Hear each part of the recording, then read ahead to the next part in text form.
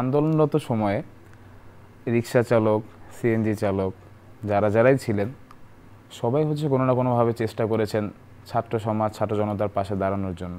সেক্ষেত্রে যদি আমি আমার এক্সপিরিয়েন্স শেয়ার করি, আমার আন্দোলনরত জায়গাটি প্রথমে ছিল ইস্টার্ন ইউনিভার্সিটির সামনে থেকে। সেখান থেকে রামপুরা বাড্ডা এরিয়াতেই ছিল আমার আন্দোলনের মূল জায়গাটা। সেখান থেকে দেখা গেল গত 18 তারিখ মানে 18ই জুলাই বৃহস্পতিবার, সেখানে সকাল থেকে আমরা রাস্তাঘাটে আন্দোলন করছিলাম। আমরা খুব শান্তিপূর্ণ কর্মসূচিতেই ছিলাম। তো দেখা গেল যখন হঠাৎ করে পুলিশ বাহিনী বা যদি আমি বলি লাঠিয়াল বাহিনী তারা যখন আমাদের against tear shell, rubber bullet এবং লাঠি চার্জ এগুলো যখন করা স্টার্ট করে, কারণ আমরা তো খালি হাতে, নর্মালি আমরা ছাত্র সমাজ বা ছাত্র জনতার হাতে তো আমাদের এরকম কোনো ওয়েপন নেই, আমাদের খালি হাতে প্রতিরোধ করতে হচ্ছিল। সেখানে দেখা যাচ্ছে অনেকে আমরা আহত হয়েছি। তো এখন দেখা যাচ্ছে একটা সময় যখন আমরা খুব আহত হয়ে যাচ্ছিলাম, অনেকে ভয়ে কাবু হয়ে যাচ্ছিল, ওই মোমেন্টে দেখা গেছে যে যারা রিক্সা চালক ছিলেন আশেপাশে রামপুরা এরিয়াতে, মানে আফতাবনগর এরিয়াতে যদি আমি বলি, তো তারা চেষ্টা করেছেন আমাদেরকে যতটুকু সম্ভব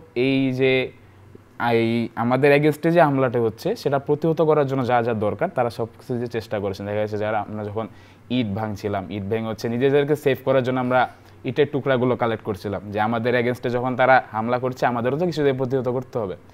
তো আমরা যখন ইট বহন করে আফতাবনগর থেকে সেটা মেইন রোডে নিয়ে যাচ্ছিলাম, রিক্সাওয়ালা কিন্তু আমাদের কাছ থেকে ভাড়া রাখেন নাই, ইভেন তারাও আমাদেরকে ইটগুলো ভাঙতে সাহায্য করেছেন। এটা গেলো একটা।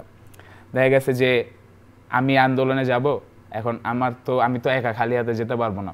খালি হাতে গেলে হয়তো আমি গুলির মুখে পড়বো, লাঠিচার্জের মুখে পড়বো, বা আমার ক্ষেত্রে টিয়ার সেল আসতে পারে আমার শরীরের উপর। আমি যদি নিজেকে প্রতিহত করতে পারি সেক্ষেত্রে কিন্তু তারা আমাকে ইভেন একজন মামা আমাকে প্র্যাকটিক্যাল যে খাতা থাকে, প্র্যাকটিক্যাল খাতার যে নর্মালি যে বোর্ডগুলো থাকে সেটা খুব হার্ড হয়। তা আমার কাছে ব্যাগ ছিল, আমার ব্যাগটা খালি ছিল। এখন আমি তো আর ওরকম প্রস্তুতি নিয়ে যাইনি, কারণ এরকম অবস্থা হবে সেটা তার আমি জানতাম না। তো উনি আমাকে দুটো প্র্যাকটিক্যাল খাতা ম্যানেজ করে দিচ্ছে সামহাউ। তা আপনি মামা আপনি এটা আপনার ব্যাগে রাখেন, যদি গুলি টুলি করে কিছুটা হইলেও সেফটি আপনি পাবেন। সে কিন্তু আমাকে এটা দিয়ে সাহায্য করছে।